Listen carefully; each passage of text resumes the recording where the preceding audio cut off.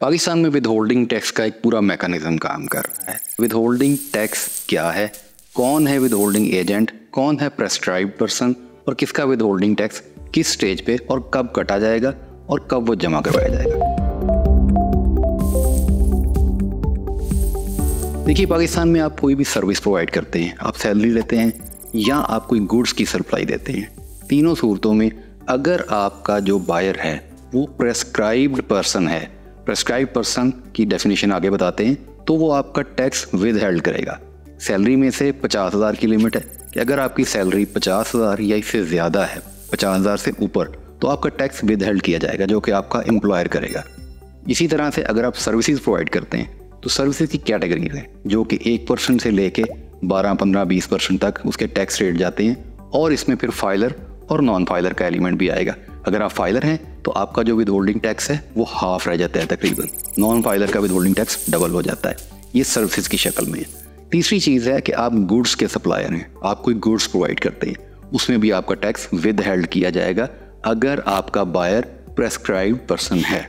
इसके भी रेट्स हैं जो कि 4, 4.5% से लेके 6, 7, 8% तक वेरी करते हैं, डिपेंड कि आप कौन सी गुड्स प्रोवाइड कर रहे हैं। अब बुनियादी सवाल की तरफ आते हैं कि कौन है विदहोल्डिंग एजेंट। विदहोल्डिंग एजेंट या प्रेस्क्राइब्ड पर्सन की लिमिट है। एक थ्रेशहोल्ड के बाद एक बंदा विदहोल्डिंग एजेंट बनता है। ये लिमिट इंक्रीज होती रही है, 10 मिलियन थी, 50 मिलियन गई, 100 मिलियन तक चली गई है टर्नओवर में, सेल्स टैक्स रजिस्ट्रेशन में, और विदहोल्डिंग एजेंट के तौर पे आप काम करेंगे। कंपनीज विदहोल्डिंग एजेंट हैं, आपके एम्प्लॉयर्स विदहोल्डिंग एजेंट हैं अगर आपकी सैलरी उस लिमिट में आती है। आपकी सर्विसेज को जो लोग लेते हैं, सर्विसेज के बायर्स हैं, वो विदहोल्डिंग एजेंट के तौर पे आपका टैक्स काटेंगे। और इसके अंदर इंपॉर्टेंट चीज़ जो कि अक्सर ये क्वेश्चन पूछा जाता है कि विदहोल्डिंग टैक्स की पेमेंट का क्या मैकेनिज्म है। विदहोल्डिंग टैक्स आप जिस वीक में पेमेंट करेंगे उसी वीक में आपने उसका विदहोल्डिंग टैक्स जमा करवाना है। ये बड़ी इंपॉर्टेंट चीज़ है। विदहोल्डिंग टैक्स बेसिकली पेमेंट के ऊपर है। विदहोल्डिंग टैक्स आपकी इनवॉइस पे नहीं है, आपके टाइम ऑफ सर्विस पे नहीं है, time of supply of goods पे नहीं है। This is when you make the payment. जब आप पेमेंट करेंगे तो आप टैक्स विद हेल्ड करेंगे और उसी वीक में आप उसको जमा करवाएंगे। विदहोल्डिंग टैक्स बेसिकली 2 तरह का है, एक एडजस्टेबल विदहोल्डिंग टैक्स और दूसरा final withholding tax. Adjustable withholding tax क्या है? एडजस्टेबल विदहोल्डिंग टैक्स है कि जो आप अपनी एनुअल इनकम में जो आपका डिमांडेड टैक्स बनेगा उसके अगेंस्ट उसको एडजस्ट करेंगे। ये एडजस्टेबल विदहोल्डिंग टैक्स है। इसी तरह से फाइनल टैक्स रजीम, एक 2 तरह के पाकिस्तान में निज़ाम है, नॉर्मल टैक्स रजीम और फाइनल टैक्स रजीम। ये रिटर्न फाइलिंग के टाइम पे आप सिलेक्ट करेंगे कि आपका जो टैक्स विद हेल्ड हुआ है वो फाइनल है या एडजस्टेबल है। अगर फाइनल होगा तो वो आपकी फाइनल डिस्चार्ज ऑफ लायबिलिटी है और उसके अगेंस्ट अपनी इम्प्यूटेबल इनकम कैलकुलेट करके अपनी रिटर्न फाइल कर देंगे।